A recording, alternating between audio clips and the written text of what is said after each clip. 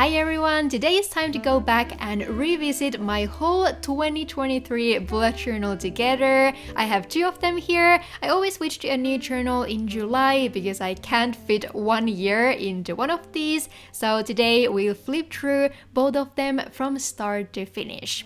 So let's start with this beige notebook therapy journal that I used from January till June. I believe it's from their Moonlit Alchemy collection and I really liked the look of this journal. All my bullet journals have a few yearly pages in the beginning, which are pages that I use for the whole time I use that journal. So it's stuff like yearly goals, monthly budget and so on. And then we move on to the separate monthly setup that always have a different theme. Something I noticed I've done a lot this year is using colorful papers for decorating. I've done this in the past too, but I think I really took it to the next level this year. There are some months and pages where you can barely see the white paper under all the decorations, but I think doing that gives so many more possibilities for different looks and theme ideas that I've just really enjoyed doing that.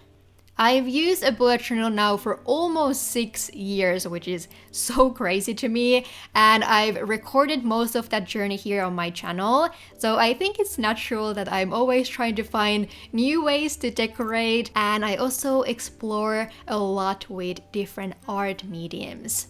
My bullet journaling style is definitely more on the artsy side, as you can see. I totally understand how some people would say these are sketchbooks more than a journal or calendar, but I simply think that any type of journal you made yourself kind of fits under the term bullet journal. I think it's important to just go for something that works for you, and one of my biggest goals for bullet journaling has always been to improve my artistic skills, and I think it's such a great way to do that because you'll need to create something artistic on a regular monthly basis, which will definitely pile up in the long term.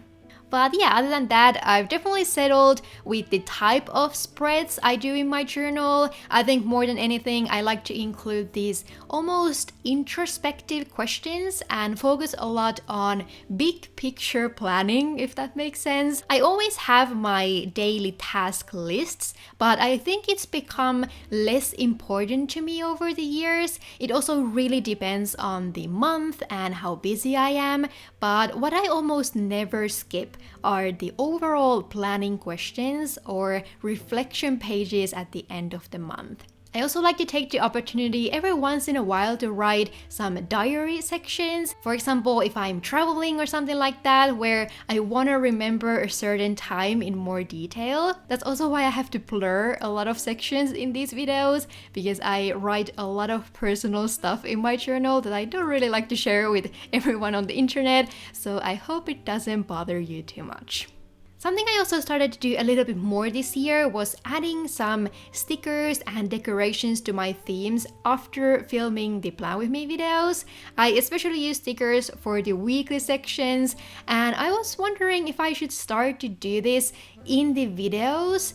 Like maybe after setting everything up as we usually do, I could show how to add some optional decorations with some stickers or washi tapes. Let me know how you would feel about that. Something I would love to be able to do would be to showcase stickers from some of my friends here in the bullet journaling community who have their own shops, and even from brands that thankfully send their stuff for me. I sometimes wish there was a way for me to showcase that kind of stuff a little bit more in my videos. So yeah, just let me know your thoughts in the comments.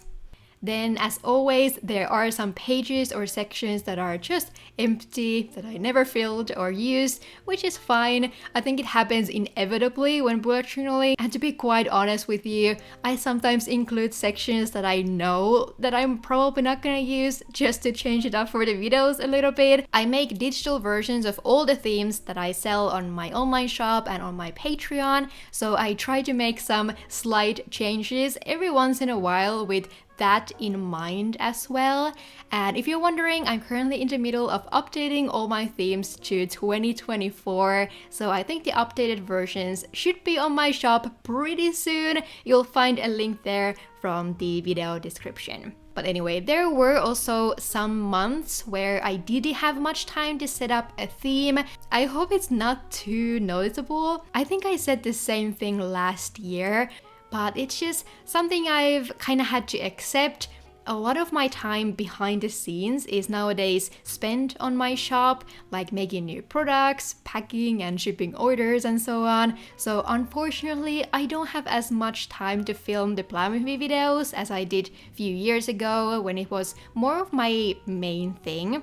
I absolutely love working on my shop stuff, which is why I'm not complaining about this change at all, but I still try my very best to keep the quality of the videos on a certain level, even if I have a little bit less time for them than in the past, because I really appreciate all of you here and feel like this is where everything started for me, and it's still very much the backbone of everything I do. So I'm very excited to start a new bullet journaling year again, but at the same time, I know I probably can't continue this forever, especially if there are any bigger life changes for me and my husband in the upcoming years. Just for reference, I'll turn 30 next year, so yeah, I have no idea what I'm gonna do when it comes time for children and stuff like that. I probably have to put a pause for pretty much everything, but we'll see when that happens. I think I always end up rambling in these videos and not really talking about the themes themselves, but yeah, in July we switched to a new journal, which is the Mellow Days watercolor bullet journal in this beautiful purple color, which is quite a change from my regular journal colors.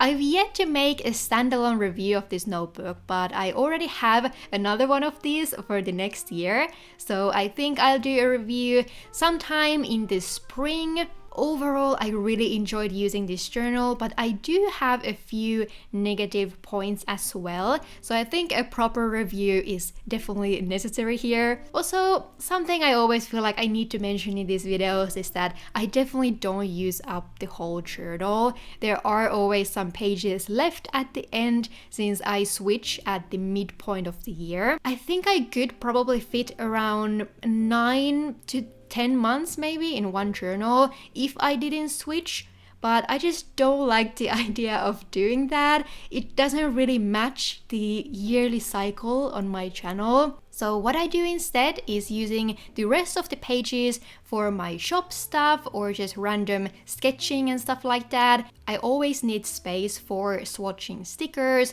washi tapes, taking pictures of them and so on. So it works perfectly for me, but again, I know it's probably not the best practice. But anyway, when it comes to my personal favorite themes this year, it's always very hard for me to pick, but I think I really liked the first January theme, and then maybe August in all its simplicity, and maybe October were some that really stood out for me. Then when it comes to painting, I think the April hedgehog garden painting was the most time-consuming one this year, probably followed by the July cover, which I think I personally like a little bit more, just because of the style and colors, I guess. But yeah, as always, I would really like to hear what was your favorite theme from this year, and maybe what would you like to see moving forward. But I think that's all for this time. I really hope you enjoyed watching this year's worth of bullet journaling, and I hope you're as excited as I am to start fresh with a new journal. If this was your first time around here and you want to stay tuned for more art and journaling, definitely consider subscribing. But I guess that's it for this time. Thank you so much for watching. I hope you're having an amazing day or night wherever you are, and I'll see you in my next one. Bye bye!